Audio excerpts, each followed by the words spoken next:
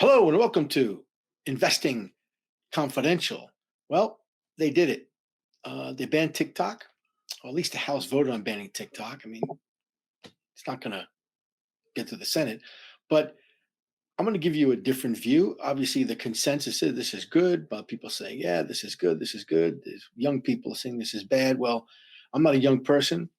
I run conservative, as most of you guys know, and I'm going to tell you why this is absolutely ridiculous. And obviously, it's not going to pass, but I'm going to give you my view uh, and what these idiots in the Congress should be doing. And then I'm going to talk about how terrible this economy is that's being completely overshadowed by fake information. And I'll give you 5 charts that you must study and are gonna should scare you. Okay. But let's start with this TikTok nonsense. All right. Now, these morons in Congress, they don't know TikTok from a hole in the head. A lot of them can't even get on the internet. And they think by banning TikTok, they're gonna save kids. And this is ridiculous because look, at the end of the day, all these social media apps, every single one of them do the same thing. Their business model is they use algorithms to analyze what you're interested in, and then they jam you with advertisements. Now, I don't know about you. I'm not on, a lot on social media, but when I am, I don't click advertisements. Nobody does. See, the whole advertising industry is a scam. That's number one. It is an absolute scam. Okay. Nobody's watching TV. I'm going to get back to TikTok in a second, but nobody watches TV yet. They spend billions on television. These companies are fools. The advertising agencies have been running a scam for years, and now they're running an even bigger scam with the social media companies. Okay, nobody clicks on these ads, folks. Nobody.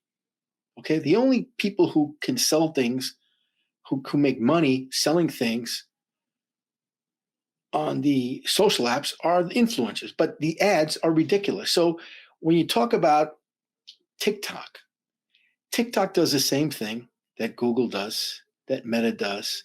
They all do it. LinkedIn, okay, YouTube, they all do it, which is Google, by the way.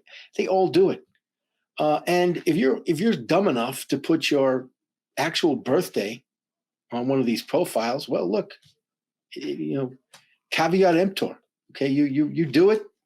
If your information is taken by the social media company, you put it on there. You put it on there. Okay, and I'm sorry, but we're banning an app that you can basically erase in about 3 seconds. No one's forcing you to be on social media. No one's forcing you to be on TikTok. I'm sorry. I don't care if you don't like what I'm saying, but that's the bottom line. We have free speech in this country. We have freedom to do most things still.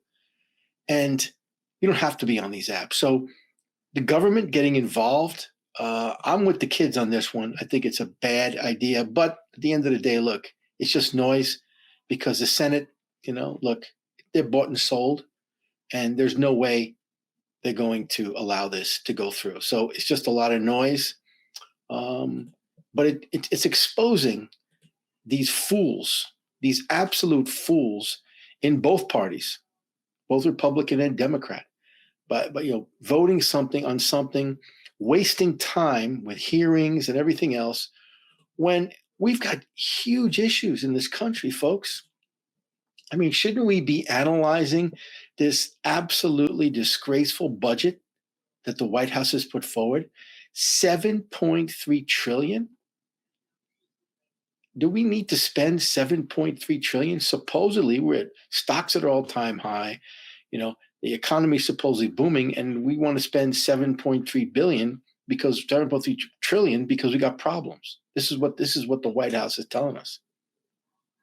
Okay, this is what the House should be investigating and should take line by line, going through all of the waste and fraud that obviously this budget has in it and throw it out. Should go in the trash heap. Okay, because here, this is the real problem. You folks have seen this before. This is the debt clock. Okay, not more than a few weeks ago, we hit 34 trillion. Now we're 34.5 trillion. Sometime in end of April, we'll be at 35 trillion. As you can see here to the right, the total debt to GDP is 136.8%. It's the U.S. total debt to GDP. That's the highest ever recorded. That's higher than when we had the Second World War, where we had to borrow tons of money and take on and sell bonds just to build up our war machine to defeat the enemy.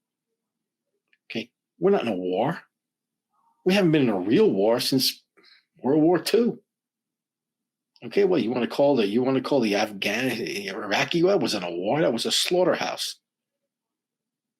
That was trillions of dollars spent ridiculously. Okay, and now we got hell to pay. So these young people going crazy about TikTok, you should be going crazy against the uniparty that wants to spend 7.3 trillion, and that's your future. They're basically destroying your future. You will never own a home. Inflation is going to be, this is so bad. And these idiots in Congress, all they want to do is vote on TikTok. That's the big thing. And it is absolute disgrace. And I don't think there's a solution to it. We're heading down a path that is so bad. And I'm going to tell you, and despite all these rosy numbers, despite the stock market, which is now a worthless indicator, okay, is no longer an indicator of the future. It used to be, no longer is. Okay, because inflation hasn't gone away and is not going to go away. Okay, so whether it's the price of cheeseburgers, whether it's the price of, sugar, whether it's the price of coffee, these prices are up permanently, folks. Okay, because the White House and Wall Street, and they're both, Wall Street and the White House are the politicians. They're one and the same. They're painting over, okay, a rotting house with fresh paint. Okay, inflation. They're celebrating inflation rate sinking or going lower. But what they're not saying to you, the buried lead here, is that inflation is up massively and it's not coming down. It's just slowing. It's just slowing. There's no deflation to bring prices down. So whether it's housing, whether it's the price of food, and whether we're going to see very soon in the summertime, prices of gasoline and WTI is going higher, folks. Take a look at a chart. I'm not going to show a million charts because they do that all the time. WTI is breaking out. So the Fed, okay, has shown its true colors. Finally, Powell is showing what he really is. He's in the pockets of private equity. He's a dove. And he's talking about rate cuts, rate cuts, rate cuts. Well, think about this, folks. You think about when the Fed in the past has cut rates. You can just go through history. They've done it when we've had some problems in the economy, problems in the stock market, right? So the Fed was used, Greenspan, they call it the Fed put was used to stop the stock market from going down. Well, the stock market's at all-time highs. The White House wants to tell you we're at full employment and the economy is booming. And yet they're asking for a rate cut with inflation not coming down. That makes no sense. Absolutely no sense. And now the White House can't do anything about inflation. The Fed is going to make or has made a policy error already. Because first of all, as crude starts to spike up, the dummies in the White House have already depleted the strategic petroleum reserve. That's tapped out. Okay, they can try to cut rates. Not going to help. So the Fed's confused. They've shown their true colors. I thought they were doing a good job for a while, but they showed their true colors. And if they cut in June, it's political, 100% political. From an economic standpoint, there's no reason to even talk about rate cuts. This is a pure political move in an election year. This is an absolute disgrace. Okay, The real economy, folks, is flailing. It is in a disaster mode. Yet the government and Wall Street want you to think the complete opposite. Wall Street wants the stock market to go up so they can start doing IPOs again and selling bonds, et cetera, et cetera. The incumbent government is in a political year, and obviously we know what they want. But the problem is that all of these people live in the clouds. They are not living the regular middle class lifestyle or even lower middle class lifestyle. And for people in the middle class, upper middle class, low middle class, which is 90%, 95%, 98% of the people in this country, it is a disaster. Okay, so here's some just to prove this is all facts. This isn't garbage. Small business. I've told you guys from day one. I've been doing these videos that small business is the lifeblood of any economy. They generate the most jobs. They create things, innovation. All of this comes from small business. Look at small business optimism. Folks, you can't make this up. It hasn't improved. It's continuing to go lower. And these government numbers that come out every week or every few days or so, they just lie. As I'm not going to go into it, but the way they gather the data, all these numbers are fake. They make no sense. Okay, and here's hiring plans. Okay, again, I told you, small business generates the most jobs, and here you see small business hiring plans plummeting. We're going back to 2016, folks. That is a nightmare. Okay, despite, again, the administration telling you we are at full employment. This is better than the previous 4 years when we were at full employment. This is the best economy ever for jobs. Is it really? Is it really? No. Because what they're doing basically is they're printing money. They want to cut rates. They want to solve the problems with financial engineering. But small business doesn't deal in financial engineering. Okay? It doesn't deal in financial engineering. And the result, again, you got idiots running the asylum, but they can't stop what's going on. And now you're seeing this employment rate, the unemployment rate, starting to pick up fast. Now, they'll still tell you that it's the lowest on history, but we are headed significantly higher. All these layoffs that we talked about over the last 6 months, I showed the charts. I'm not going to show them. I'm tired. I haven't done videos in a while because I'm just tired of putting out the same facts, and they're just all true. No one seems to care. No one watches my videos. Who gives a rat's ass?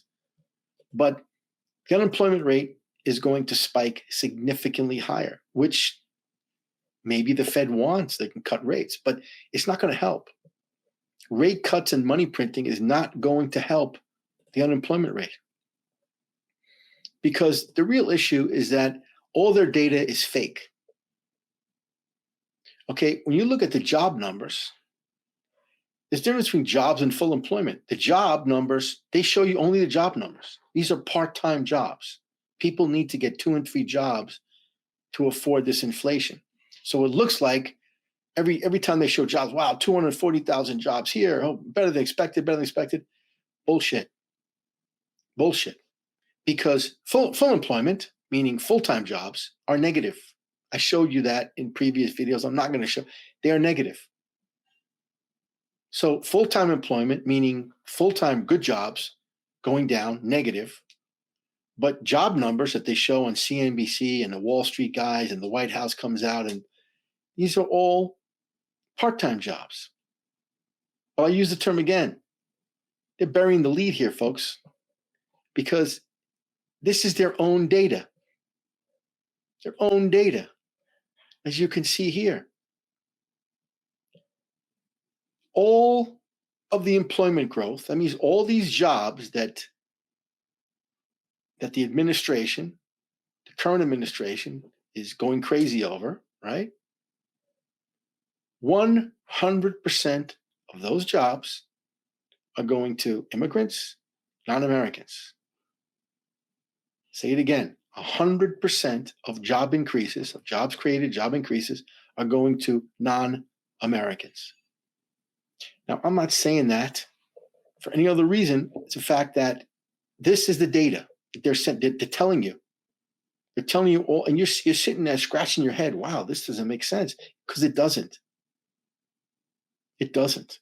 And you look, again, not being political, but the reality is we've had 10 to 20 million illegals enter this country over the last 3 or 4 years. Nobody knows the true number. And you can't blame them. It's like anything. They're hardworking people. They'll live 4 or 5 people in a one room apartment, and they'll all work. They'll take any job. And so the job numbers look great, but they're not, because the average American is seeing the complete opposite. They're getting fired. Full-time jobs are negative. Part-time jobs are going up because they're taken by non-Americans, immigrants and non-Americans. This is a fact. This is right here, Center for Immigration Studies. And let me tell you something, Fee. These people are not conservative. Trust me. Trust me. But, it doesn't matter. This is a governmental disgrace. And the White House thinks, with all this information, they think you're as senile as the president is, because he's senile. That's obvious. So all this data is pointing to the fact that they just want the stock market to go up. The stock market, the S&P, used to be a leading indicator. It is no longer. It is manipulated as the job numbers are. And it keeps setting new highs. So as I said in previous few videos, there's no reason to sell. No buy, but no reason to sell. Because it will keep going up until some black swan event, some event is going to, pull the curtain away. Pull the curtain away. And you'll see what's really going on. But let's take a look at these 5 slides that I told you about. These are important because they tell you everything you need to know. First of all, I'll tell you why the market's going up. Very simple. It's a very simple thing. Something that has been driving the market for years, but was put on the hold for a while. It's stock buybacks. Stock buybacks. Look at the relative to the previous, before the pandemic. Okay, 2018, 19, fine. Since 2018, okay, this great bull market we've had is complete fake. It's all a small number of stocks, and everything else is being driven by stock buybacks. Now, stock buybacks, the government was supposed to step in and put some kind of tariff on stock buybacks, because this is pure manipulation. Why stocks are hitting all-time highs, and yet they're buying back stock? Is that good capital allocation? Right? It's not. You buy back stock for different reasons. You buy back stock because maybe your stock gets plummeted and it's undervalued and you buy it back. Or you have excess capital and 2 choices. You can pay out dividend, or 3 choices. You can pay out dividends, you can invest, or buy back your stock when it's a good value. If your stock's at all-time highs, you might as well make an acquisition and pay dividends. Buying back stock makes no sense. It's a bad use of capital. But if you're a C-level executive and your compensation comes from stocks, you're going to buy back stock. Okay, you're just going to buy back stock, and that's called manipulation. Okay, stock market driven by stock buybacks and earnings. Okay, and here, this is very simple. The bottom chart is the one you should look at. I'm sorry, this is the middle chart, because you have all these Wall Street morons. They estimate earnings, growth forecasts, growth of earnings. The last time we were this optimistic was in 1999, 2000, right before the massive crash, which put tech stocks in a 20-year bear market. So warning signs are everywhere. Okay. They're not investing. Non-investment means earnings are coming down. Wall Street's way too optimistic as usual. So we're heading for earnings disappointments. We're already seeing with Apple. Finally, Apple's been hiding bad earnings for probably 3 or 4 years. They can't hide it anymore. Okay, and then we look at the yield curve, which we've talked about ad nauseum. Most smart economists have looked at this yield curve and said, going to recession is forecast recession. Here we look at consecutive days of inverted yield curve. We haven't had this number of consecutive days of inverted yield curve since the late 70s, which, by the way, was the last major recession and bear market. 100% sure that we are in a recession or going into recession, and there's nothing that the Fed or anyone could do about it. There's nothing they could do. They've manipulated, they've massaged it and manipulated it for 3 or 4 years, but we're going. We are going. And now you have something very interesting here. As you can see here, you have machinery orders. The ratio of machinery inventories, equipment supply inventories, to sales. Okay, machinery order sales. And look at this ratio. What this tells you is that inventories are rising fast. That means there's no demand. No demand. They can't sell anything. And the last time, anytime we're at this level, again, this goes back 30, 40 years, we spike to these levels, 100% you have a recession. Not 99%, no, 100%. 100%. And finally, U.S. is a consumer-driven economy. You've heard me say it a million times. Okay, we finally have something that we've never had before on record. Consumer debt surpassing mortgage debt. Consumer debt with rates in the 25% range surpassing mortgage debt. This is the biggest red flag I have ever seen. So we've got the government at 138% of debt to GDP, the highest ever recorded. Now we've got the consumer debt at levels we've never seen before. The most dangerous, and again, this, as you can see, the spike came because of the pandemic. So people have been buying things only on credit, unhealthy. And now that consumer credit has surpassed mortgage debt, the shit has hit the fan completely. So you've got a consumer that's debt laden. That means I can tell you retail sales are going to be weak. They'll be manipulated for a while, but they're going to be weak. Okay, the consumer's tapped out, and there's nothing the government can do about it except try to pass a $7.3 trillion budget, which is insane. But the S&P is never going to go down. Stay long. But this is an emperor has no clothes. And if you don't know what that means, look it up and read the story. It's a children's story. Because we have the economy as the emperor riding around naked. It's a disaster. But no one seems to care because the stock market is hiding things. But that can't last. But until then, stay long if you are. Do not buy if you're not long. Okay, I would bet on the US dollar weakening. You see things like Bitcoin and gold at all-time highs with the stock market at all-time highs. That makes no sense. Makes no sense. So going back to TikTok, TikTok will be around. It's not going away. Nothing government can do about it. It's free will. You want to be on those social media apps, go right ahead. Go right ahead. You're having fun, go right ahead. If you have an addictive personality, you probably want to delete it. But if you're an investor, be careful out there.